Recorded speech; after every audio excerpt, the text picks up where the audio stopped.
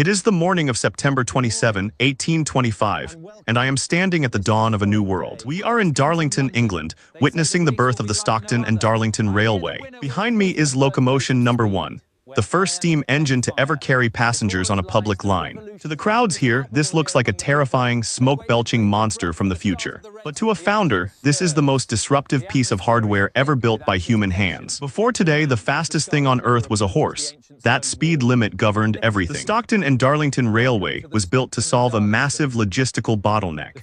Moving coal from the mines to the coast was slow, expensive, and incredibly inefficient. The mistake of the early 1800s was relying on a canal system that was frozen half the year. Business was stagnant because the infrastructure simply couldn't scale with the growing demand.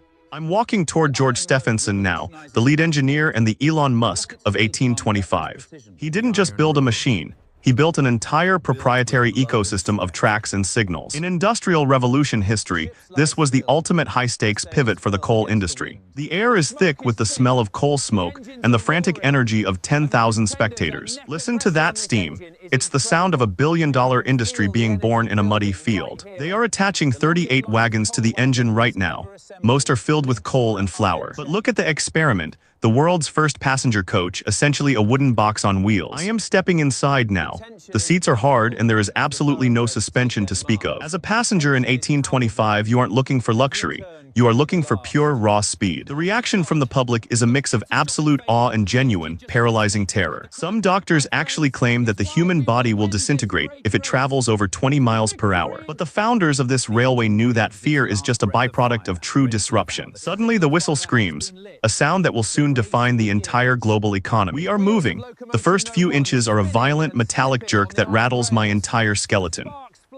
The engine is struggling with the massive weight, but Stephenson is pushing the pressure to the limit. We are accelerating now, passing through the green, rolling hills of the northern English countryside. Watch the horses in the nearby fields. They are bolting in fear as we thunder past their world. We've hit 12 miles per hour. For everyone on board, this feels like breaking the sound barrier. The wind is whipping through the open coach, carrying soot and sparks that sting my eyes. This is human-level reality. Innovation is messy, uncomfortable, and often very dangerous. But look at the faces of the investors. They see a future where distance is no longer an obstacle. This train run is effectively the first history of steam engine success story for the masses. By 1:00 p.m., we are halfway to Stockton. The logistics of the trip are a logistical nightmare. The correction to the early railway was the realization that you need standardized track gauges. Stephenson insisted on 4 feet, 8.5 inches. That single decision still governs railways today. In tech terms, he set the standard protocol for the entire global transportation industry.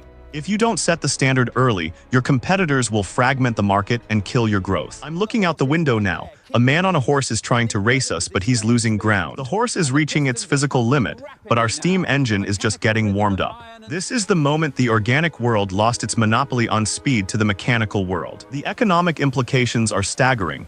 We are carrying 600 people on a single journey. That is the equivalent of 100 stagecoaches. The cost per passenger has just plummeted. In business, when you can offer 10x the value at 1/10 the cost, you own the market. Potosi had the silver, but Darlington has the steam, and steam is far more scalable than metal. As we approach Stockton, the tracks are lined with people who have walked for days to see this. The hype is real. People are realizing that their small, isolated towns are now connected to the world. This is the first time in history that a person could commute between cities in a single day. The mistake many founders make is ignoring how their product changes the lifestyle of their users. The railway didn't just move coal, it moved time. It created the concept of a schedule. I am watching Stephenson check the boiler pressure. He looks exhausted but absolutely triumphant. He has bet his entire reputation and his company's future on this single 25-mile stretch of iron. The reaction from the canal owners was a series of lawsuits and physical sabotage of the tracks. When you disrupt a monopoly, the old guard will use every weapon in their arsenal to stop you. But you cannot sue a steam engine into obsolescence once the public has tasted its speed. We are pulling into Stockton-on-Tees now. A brass band is playing, but the engine drowns them out. The journey took just over 2 hours. A stagecoach would have taken most of the day. The ROI for the coal merchants was immediate. Their transport costs dropped by nearly 50%. This is the correction that triggered the great railway mania of the mid-1800s. Within 20 years, these iron tracks will cover every inch of the British landscape. But the human-level cost of this growth was the destruction of the traditional rural way of life. I see the workers now unloading the coal. Their jobs have just been changed forever by this machine. Innovation is a double-edged sword. It creates massive wealth while rendering old skills useless. The first train in the world was the ultimate proof of concept for the industrial age. It proved that iron and steam could move the world faster than muscle and bone ever could. As I step off the experiment coach, the ground feels like it is still vibrating beneath my feet. The energy of this moment is infectious. You can feel that the 19th century has truly begun today. The mistake for any founder today is thinking that their industry is safe from a similar disruption. There is always a locomotion number one being built in a garage or a lab somewhere right now. The reaction should be to find that engine and understand its protocol before it races past you. I am walking toward the town hall for the inaugural banquet. The elite are celebrating their win. But the real winners are the billions of people who will eventually use this tech to cross continents. Look at the coal being dumped. It will fuel the factories that will soon make Britain the workshop of the world. The railway was the correction to a world that was physically too large to be governed efficiently. By 1850, the train will have created the first global, integrated industrial market. As the sun sets over Stockton, the engine is finally being quieted, its iron skin cooling in the night. The experiment was a success, but the journey toward global vertical scale has only just started. I am watching the last spectators head home, their minds filled with images of fire and speed. They don't know it yet, but their concept of distance has been permanently shattered today. The world has effectively shrunk. A mile is no longer a 20-minute walk, it's a 3-minute ride. This is the true business of disasters, where the old world dies to make room for the new. The Spanish Empire died because it couldn't innovate. The British Empire was born because it could. I'm looking at the locomotion number one last time.